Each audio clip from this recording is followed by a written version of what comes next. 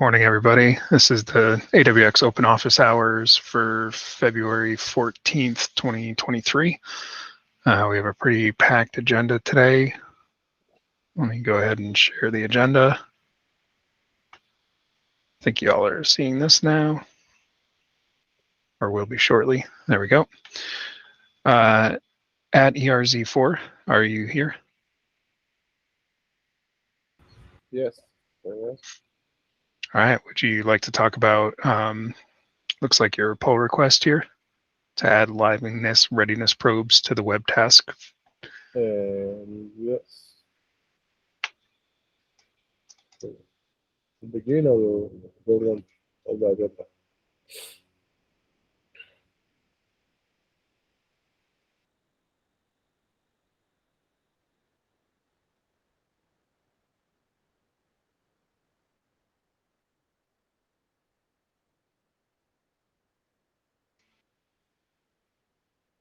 Do you want to give a brief explanation as to what this is doing?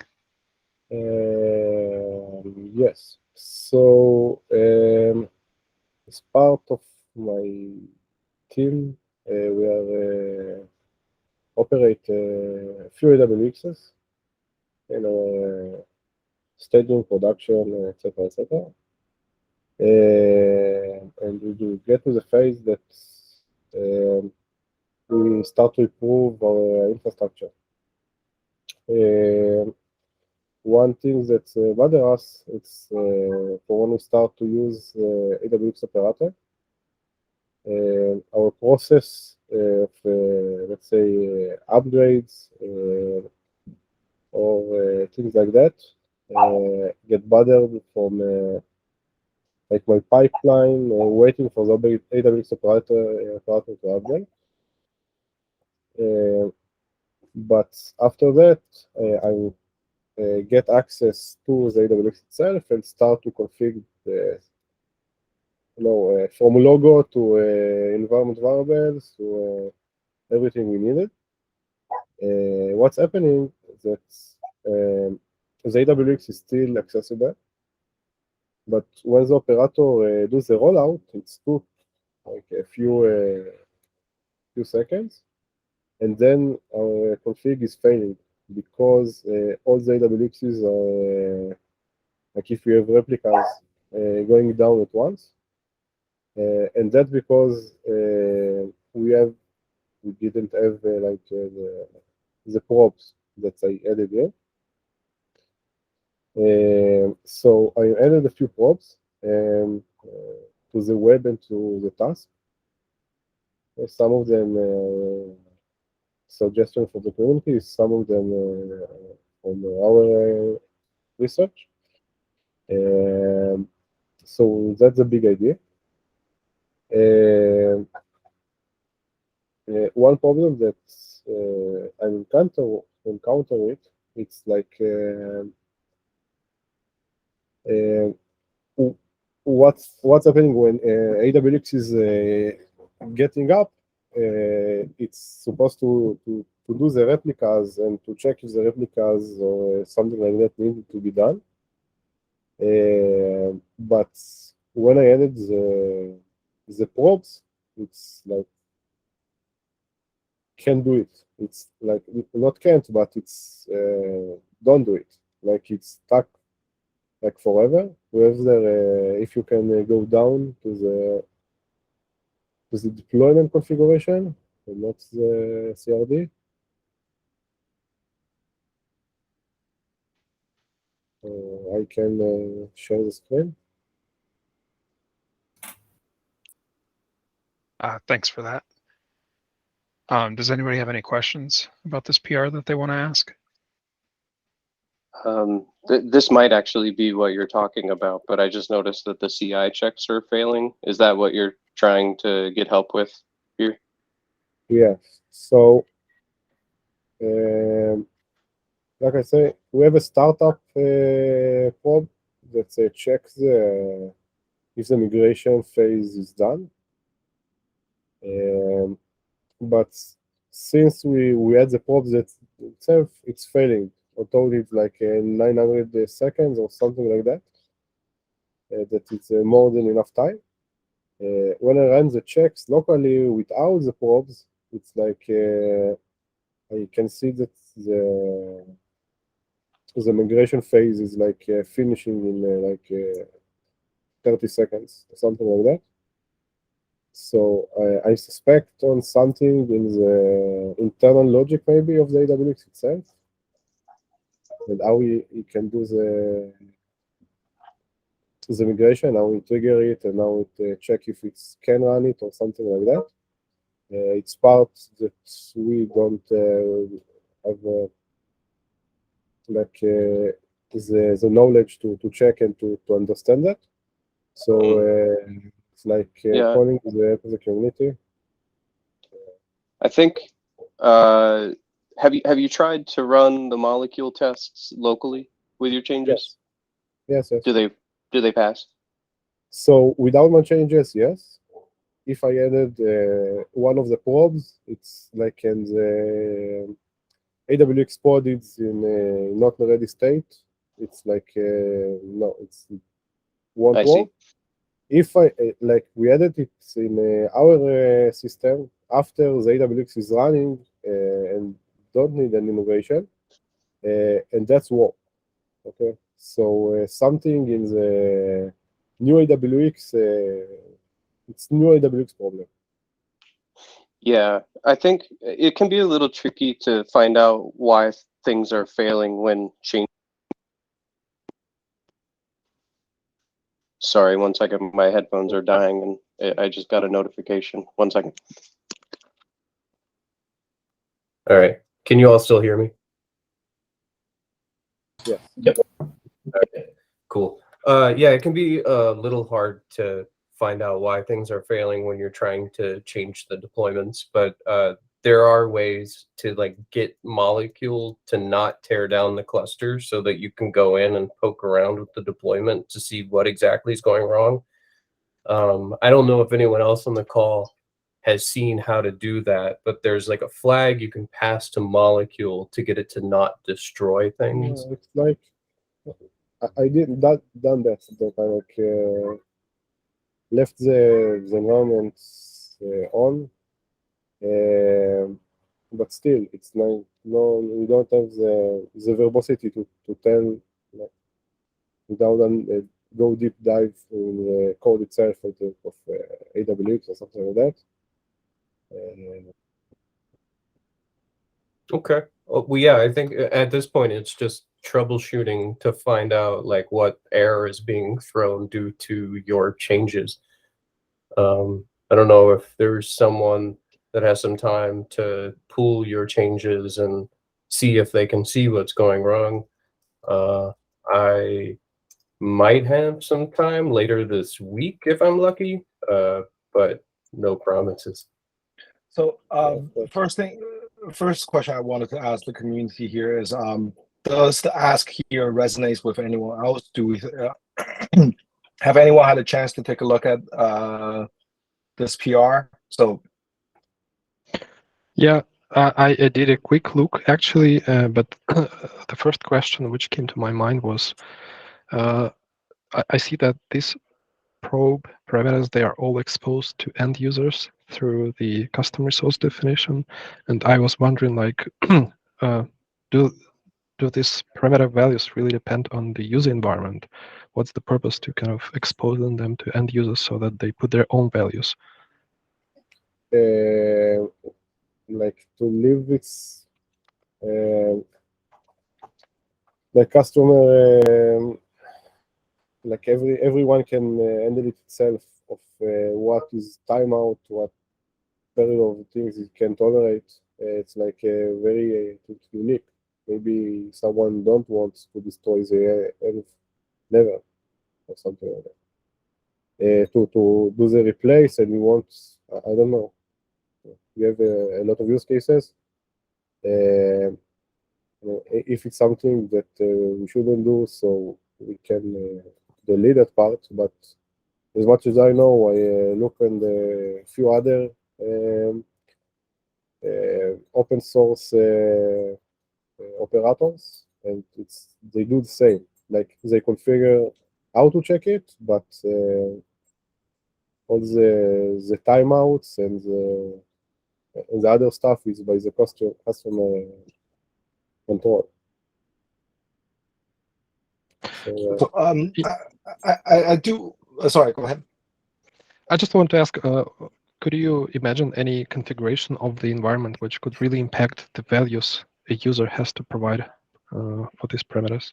I don't know. What kind of configuration could impact when do I really need to extend timeouts or decrease timeouts based on which configuration of my environment?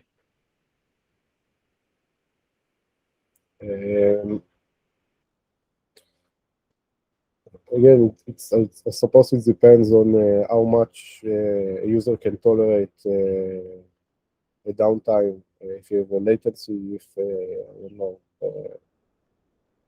it's like that's come on the pop out from my head, but the defaults is like something that we configure. That's I think it's good for our use case, but I think they are fair enough.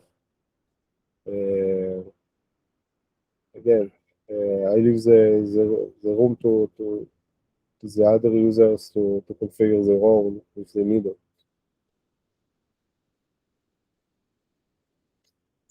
Good, thanks. So Stanislav, essentially what you're questioning is whether or not it's useful to be able to customize all of these values. Is that kind of, am I understanding? Right. Or Okay. is it rather we should something which is really baked into the operator and not configurable by the end users? Yeah, I think we do that's kind fair. of have an explosion of parameters on the AWX resource, and I kind of want to rein it in a little bit. So if you do need to customize this for your environment, like you can, I think configuring default parameters before you build the operator is probably a good way to do it. Or maybe like these more internal parameters, maybe we can try to like, yeah, find other ways to make it configurable rather than expose it through the core AWX resource. Yeah, maybe there's some balance here. Like I could see like the readiness period maybe is useful, but like having the threshold and the delay and the timeout, like I agree. Like the more options that the CRD grows, it gets a little unwieldy. So I'm not sure if maybe like if we're okay with one of these being configurable on the CRD or none of them. I don't have a super strong opinion. It could also Okay. be that there is actually one entry point which then expects a dictionary with all the remaining parameters, like in the typical pod specification. I like that.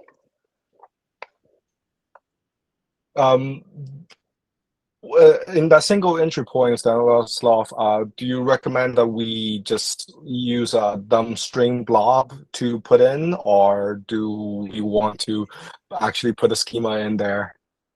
Yeah, I'd rather prefer a schema because at the end we may end up with an operator which is constantly failing when the wrong parameters are provided. So having the schema validated when you submit a custom resource is preferably much better.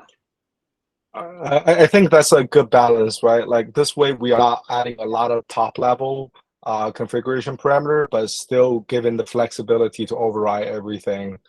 Erez, do you have any questions about what we were just saying? So like edit, like I say, the schema like without specific attributes. Essentially, we just nested one layer, right? Have the top layer be like liveness, readiness, probe configuration or something like that, and then have all the parameters that you have one layer down below. But like enforce the probe itself, or even that should be in the schema. Sorry, can you repeat that again? I mean, like the check itself, the liveness, the readiness probe, it's like will be enforced, but its attribute will be like as one and not every attribute for itself. Yes. And potentially, since this is something new that we are introducing, do we think we should make this like a toggleable thing to start with? Maybe default to false to start with, or well, however way we default it, like giving a way to remove the readiness and liveliness probe altogether. Okay, so I will do something like that. I will be glad if you can comment on the PR about that. And okay. Sure, I will comment with the summary of this discussion here, and Erez, I will help you troubleshoot the problem that you're having after this call. I'm very glad that you're taking on this. I think it's definitely needed. There was other discussions within the community. I'm not going to try to pronounce his name. Around like HADR scenarios and around like handling of failover during the HADR scenario. And one thing that the community member observed is that they needed to manually restart the container in order for us to handle a reconnect. Like this is having liveliness and readiness probe, at least having liveliness probe help us like have a fallback, right? If our code doesn't handle the failover correctly, we still have a secondary mechanism to kick the deployment and restart. So this is good. Thank you very much.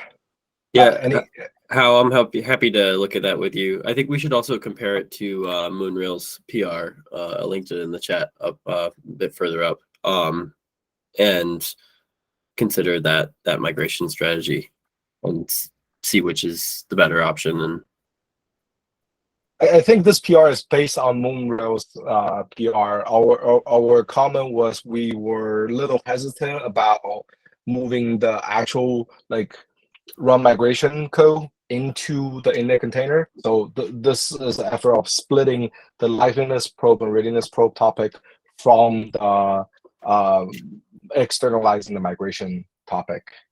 okay, gotcha. That helps. Awesome. Thanks. All right. Yeah. All right. Thank you very much.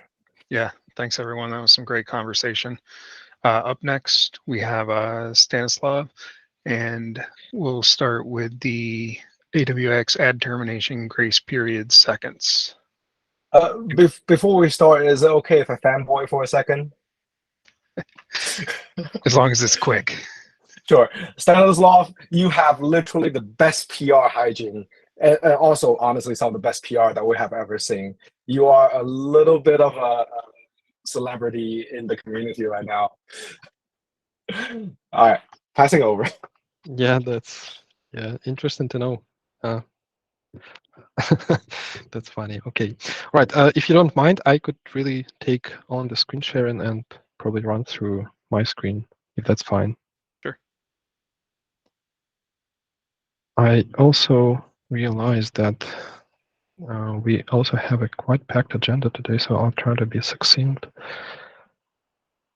Just confirm me when you can see my screen. Oops. Yeah, there must be some slides on it. Yeah, we see it. Good. Yeah, I just simply prepared a couple of slides in order to visualize the problem and solution I'm proposing with my pull request, and after that we could probably switch to the terminal and see how the system really behaves when the changes applied to it.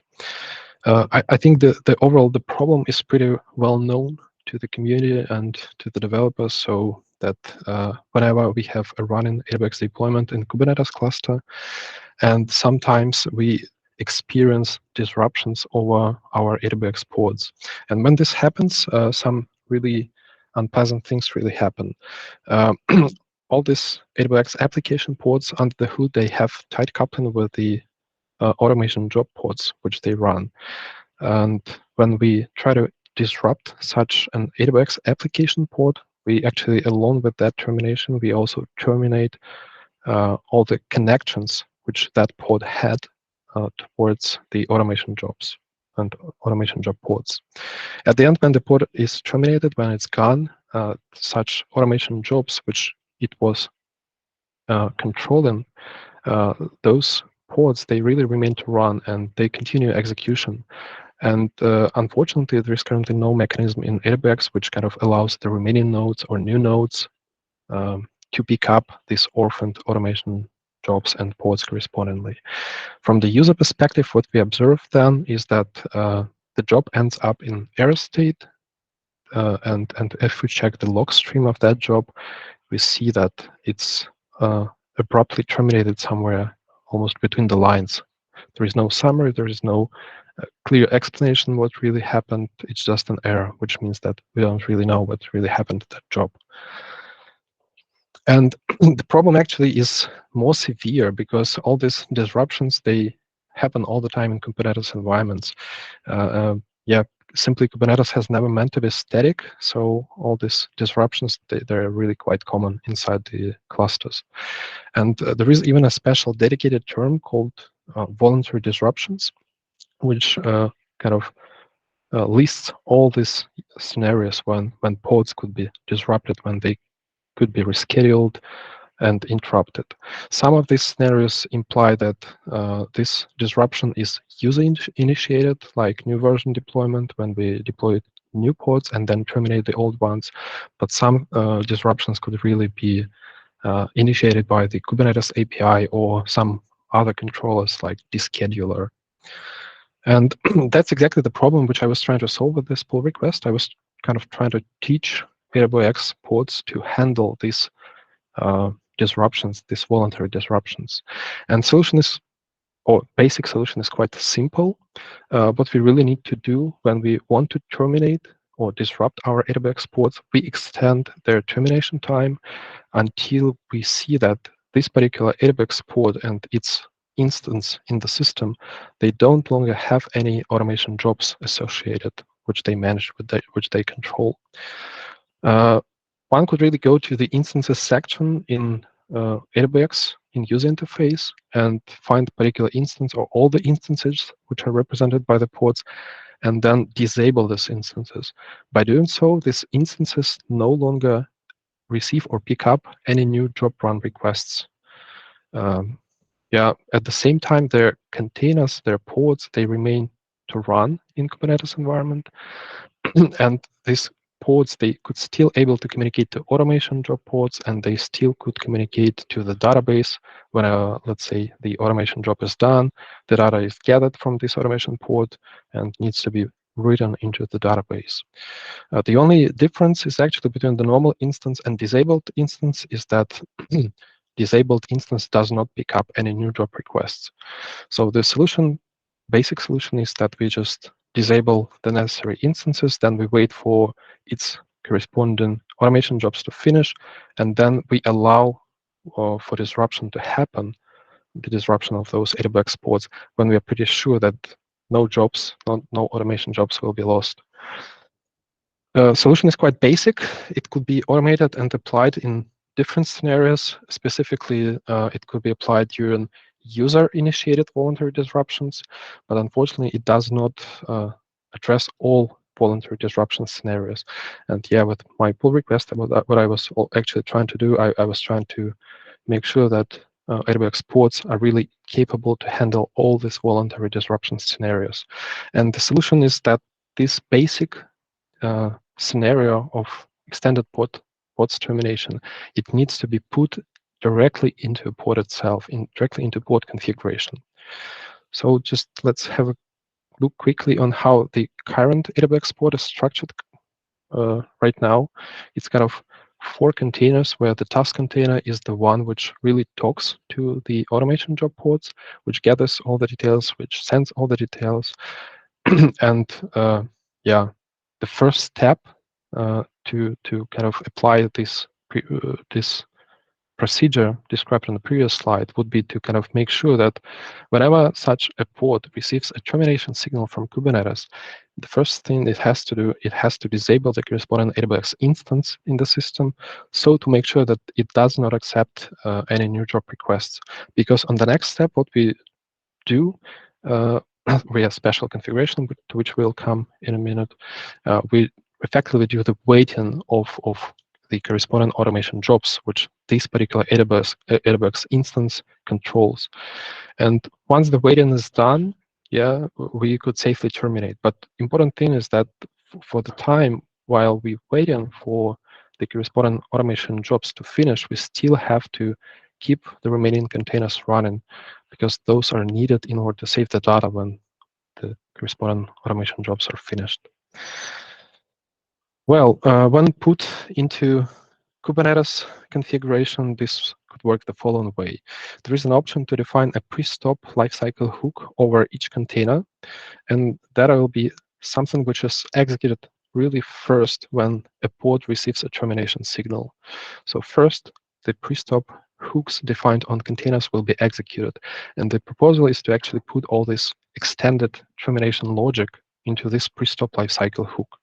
Considering that it could now start taking more time than usually, because waiting for the corresponding automation jobs could be taken some significant amount of time. It could be minutes or even hours.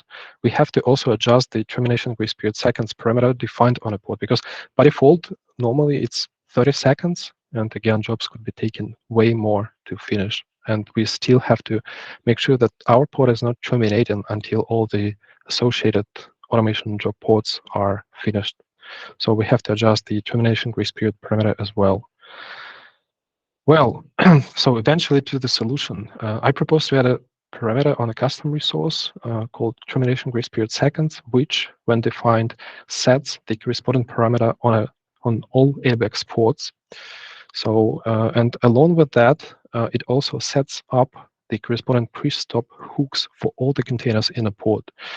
And here comes the difference. The task container, it receives a pre-stop hook of master configuration, so-called master configuration, while the remaining containers, they all receive a waiter configuration of pre-stop hook. So whenever new job, whenever a termination request ends up on our AWX pod, what happens, all of these containers, they have their pre-stop hooks executed. And what does the master? It actually takes care to disable a particular corresponding AWX instance, which is represented by this running Kubernetes pod. It then waits until all the associated jobs, which this instance, which this pod controls, they're all finished. And when that happens, it then creates a file, a so-called marker file on a shared file system on an MTD or volume, while the remaining containers were all the time sitting and checking this shared file system, this shared volume, for the presence of this marker file. And when they see that the marker file is here, what they do, they really understand that that was a signal that they could now safely proceed with termination, and they hand over the termination process to their corresponding PID1 processes in their containers. And that's exactly the same what happens to the task container. After disabling an instance, waiting for automation jobs to finish and creating the marker file, it does exactly the same. It hands over the termination process over to its PID1 process. And then a normal shutdown or termination of PID1s happens inside the pod. This way, we kind of keep the pod in a terminating state through the extended usage of pre-stop hooks configuration until we make sure that all the associated automation jobs has finished. And once they're finished, we proceed with a normal termination.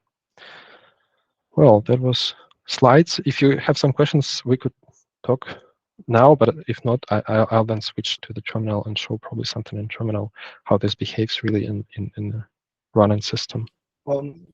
Shane, I have a comment. Yeah, Yes. first of all, this is amazing. This has been a problem for a really long time. The one thing that I will say here is that so for the product that we sell, we ship a version that is VM based and not on Kubernetes. I'm wondering if we accept this PR knowing that it will only apply to Kubernetes installs, or if we think about a way where maybe we catch the stop signal in the dispatcher and the callback receiver and wait from within the application itself rather than relying on the Kubernetes constructs to allow you to intercept the stop signals. So we don't need to come up with an answer here, but I at least want the team to think about that. And then also, it seems like the work that we're doing to split out the web and task deployments might cause a problem for the way that you're waiting for the presence of that shared file to get created. Yeah, things will probably change when the deployments are split.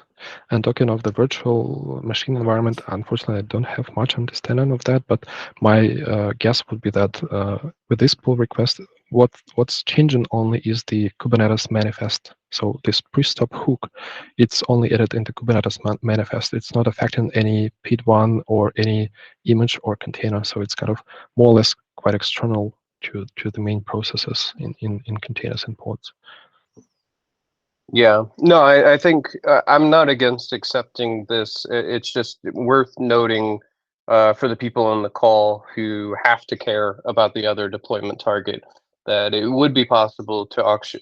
Like we use supervisor in both places. We use supervisor inside of our container images, and we use supervisor when running on VMs. And the development environment is essentially what simulates the VM-based deployments for AWX. So how things work there is pretty much how it works on a VM.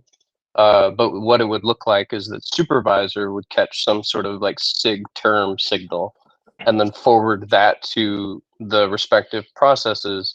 And then the dispatcher and the callback receiver would be responsible for catching those signals and then doing basically the same thing that you're doing, but from within the application rather than from the outside. So just wanted to kind of call that out here, but I don't have any problems with kind of getting this across the finish line and accepting it as long as we're sort of aware that it'll only apply for this specific use case. But thank you. This is amazing.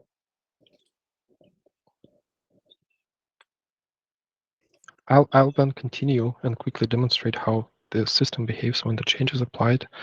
I hope there will be no surprises, actually, but let's see. So I just initiated Ansible run. It's quite similar to what operator does when it's executing, when it's running in Kubernetes environment.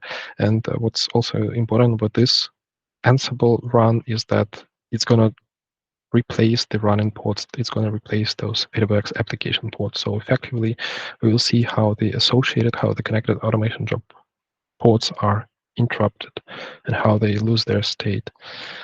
It may take some time, actually, but let's see how it behaves.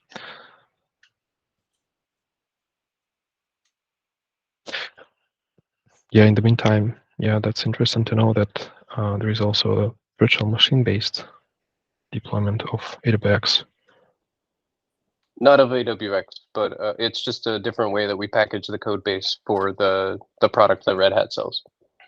Mm.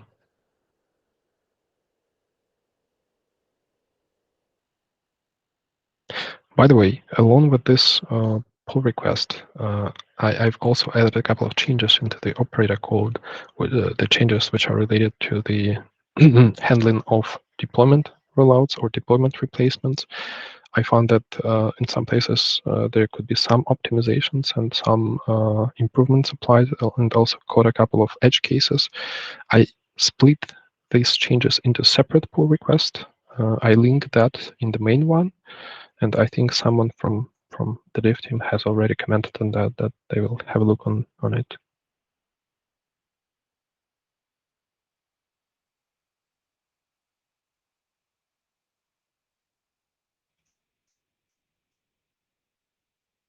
Yeah, this is that one, 1122. So if you have some time, you could also check that one.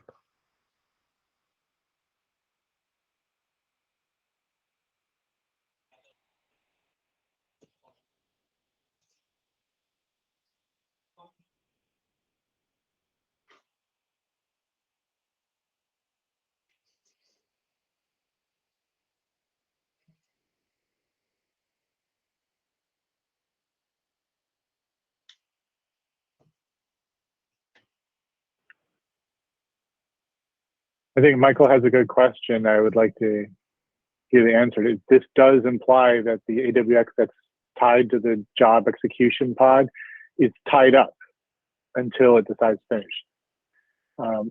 My main concern is that part of the use case we have for AWX is we use container groups and various other things. We might be starting some automation pods that are running in a completely different paths. They have no connection to the paths that the AWX itself is running in. It's not intuitive to me that the AWX instance running in our control plane would be tied up because we have long-running jobs in a completely different paths. We haven't really solved that problem. Is that correct? Is my understanding and Michael's correct?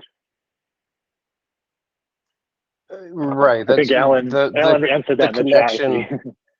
Yeah, the connection that we have to the log stream, regardless of where the pod is running, like we have a connection to some Kubernetes API somewhere. And when that connection breaks, we only have a certain period of time where we keep retrying to see if the results become available again.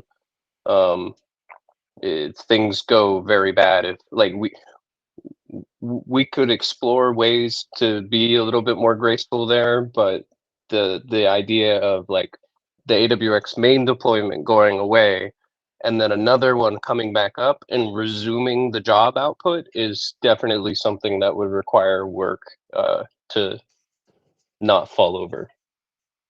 For sure. Yeah, that's understood. Just for clarity, my team has already kind of done some of this work. We put in some stops. We've got jobs running. We don't tear down the main instance until we're ready. But we do experience that problem where we want to scale down. We need to. But the AWX instances never get there ready to go down because our jobs are just always running. We have long-running jobs. So we end up having to kill pods anyway. Does it not help to do what Stanislav is doing here, where you disable the instances and wait for the jobs to finish? Yeah, largely he's doing a really good job automating what we do manually. Well, in the meantime, you could just see that what happened to those run-in jobs, they all ended up in error state. And if we check this log stream, it's somewhere between the lines interrupted. And now I actually deployed the operator using this new parameter. Well, I ran the operator using this new parameter, which now sets a termination grace period seconds, which is equal to 110 seconds. And yeah, we could now have a look how the system behaves when this parameter is in place. So the easiest way to disrupt our deployment is actually to do something like kubectl or rollout restart of the corresponding AWX deployment. And we will see what will happen. You see right now there is actually 4 automation jobs are running. And you see the new deployment is already starting to be running.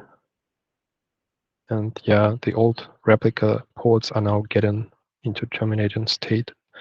At the same time, we could also check the logs of those running instances, and there we will see all the details of this pre-stop hook execution. We will see that it actually started this special command, and then it just reports that other containers in a pod they wait for the marker file to be accessible. And over the course, it also reports what particular jobs is it waiting for. And as you can see, new pods are already there.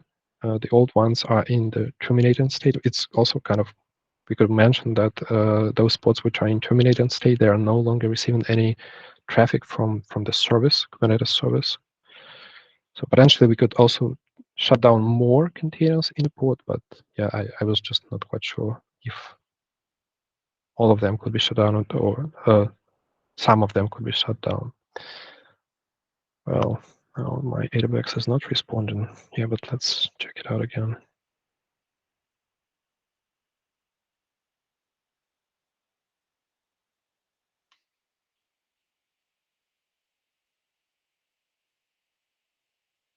But anyway, it still reports in the logs that it's terminated that long because it's waiting for some corresponding jobs to finish. And at the end, it says like, yeah, the marker file has just been generated, so the termination could proceed. And it allows termination. Let me do the force refresh. Okay. Yeah, no jobs were lost actually. And everything is fine, seems to be.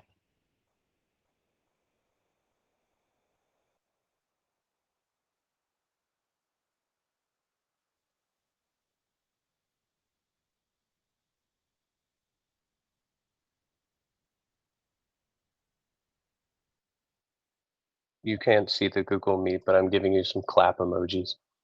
Yeah, I see it on a different screen. Thank you. I have a question. So, when the pod is in terminating state, do we stop that node from being able to receive new jobs? Yeah, exactly. Yeah, if you go to the instances, we could see this pod, or two pods which are in terminating state, and they both are in disabled state. That's exactly what this other PR does. It adds this disable instance command, which disables the instance first before kind of executing the pre-stop hook. Awesome, fantastic. Shang, Christian, and I'm assuming Julian is here. What's the next step that we need to take to progress this PR and get in? I want to do another like kind of read through the code, but I like if the tests are passing and no one else is concerned, like this is an amazing. This might be like one of the best contributions we've ever gotten. So thank you. My pleasure. I agree. This is going to answer a lot of pain points. Like I said, my team was doing a lot of this stuff manually. This is fantastic. I just wanted to make sure that the default behavior for the terminating default behavior for this is pretty much like before, right? We will essentially still immediately terminate. That's exactly like that. Okay, cool. I see Julian join late. It's okay. Julian, I'll catch you up later. Cool. Thank you very much for your contribution. Yeah, I'll then switch it to the normal from the draft, and when you have time, please review it. Thank you.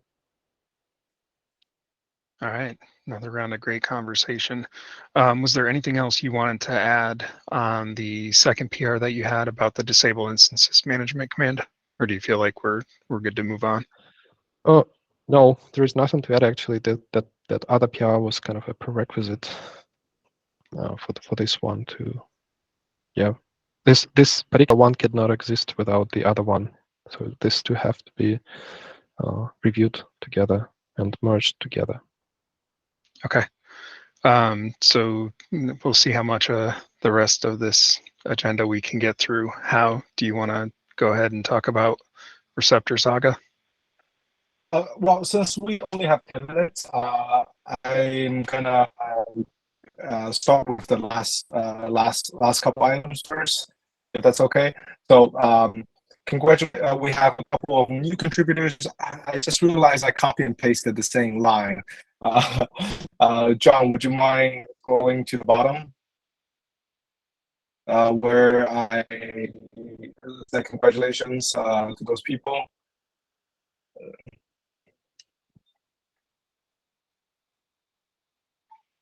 So yeah, we have well, I noticed 2 first-time new contributors. So congratulations, and thank you for your contributions. If I miss any first-time contributors or any cool contributions, people in the community, please help me out and shout those out too. And also, next up is, would you mind scrolling up to the very top? I would like to congratulate Phillips Douglas, or Phillips 6, as a more well known as the newest recipient of the Angry Spuds Award. Thank you for your long-time contribution to the project, and thank you for having the oldest open PR in the repo. And would you mind clicking into that, John? I had actually forgotten about that, but I just rebased it yesterday since I got the ping about it. Don't worry, Alan will eventually get to it. It's first in, last out kind of a deal, so we will get to it. And thank you very much for a long time, for being a long time AWX contributor. We have 8 more minutes. I'm gonna yield my time to Seth and Rick Alra around some of the latest changes that we have around AWX-ee.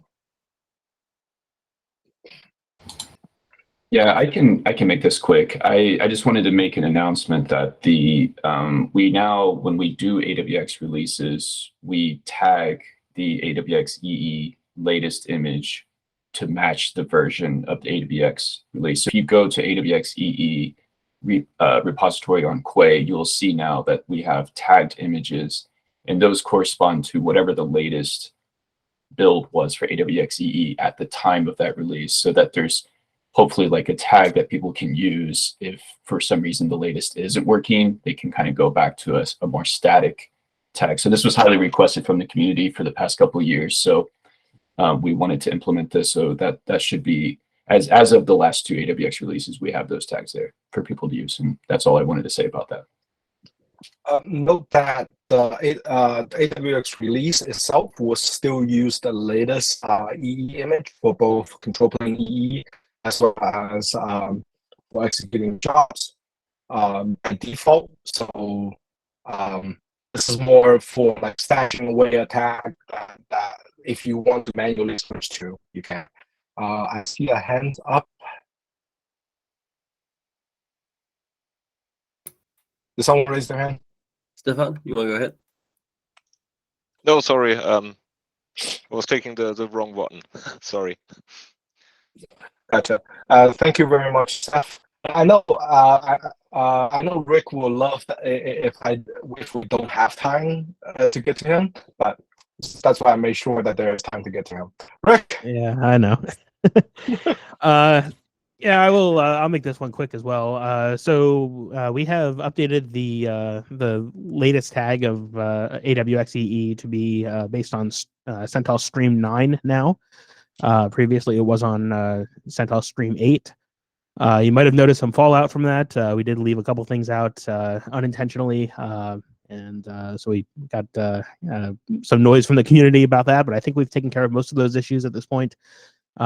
If you are running into issues, as Seth just mentioned, you can roll back to using the tagged images. There is a tagged Stream 8 image. I believe it's 21110 is the tag for that. But yeah, going forward, we are on Stream 9 now. This lets us do a couple of cool things, such as using a newer version of Ansible Core. We were previously locked into an old version, I think 2.12 or 2.13. And so now we can use the latest version of Ansible Core, and this paves the way for some other things we're working on as well. So yeah, if you have any issues with the latest image, reach out to us on Matrix or open a issue on the AWX-ee repo.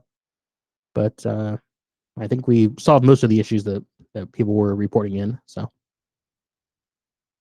thank you for everyone for opening issues and helping us sort out the problem with going to Stream 9.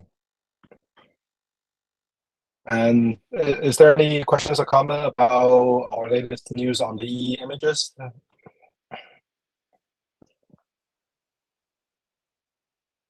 All right, I guess we still have 4 minutes. I'm going to say a little bit about the latest development on what's happening on Receptor. So long story short, we were originally keying off the Kubernetes API server to determine whether the fix is in.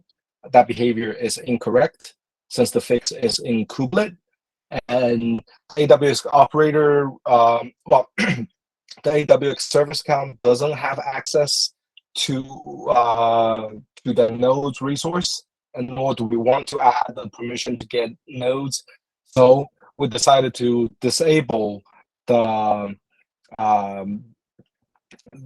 auto enablement of the reconnect and put that on the user's hands. Sorry. Apparently, it is very likely for the Kube API service version and the kubelets version on the node to not be the same. Like even on a freshly deployed EKS cluster. So, yeah. That's it. Basically, we will have to force the use of the reconnect behavior across the board. Yes. Gotcha. Now, there is a little bit of gotcha there because the reconnect flag is kind of an all or nothing. And like it just like if you're using container group, right, it will also enable that for all container group that is that we're connecting to. So auto is still there. Right, it's the same downside, yes. The auto flag is still there. You just needed to make sure that you don't have a situation where your kube API server version and your kubelet like you have a kube API server version that supports it, but underneath it, the kubelet version actually doesn't support doesn't contain the fix. Yeah. If anyone have any better solution, let us know, please. I think that concludes all the agenda that we can get to today. Any questions? Anything else that anyone want to mention before we close out the meeting? I would say that the next issue is up for the next meeting. So if we didn't get to your topic today, or you have another topic that you'd like to talk about, feel free to add it to the issue that I'm about to link in the Google meeting. Thank you very much. Thank you very much, John. We've been doing this community meeting, I think, for about 4 months now. We welcome feedback on how does everyone like the format, anything we can improve on. Should we have this more often or less often or anything? I think in the coming days, I will be posting Google form, maybe, for people to poll on people's opinion about the community meeting. Please help us serve the community better.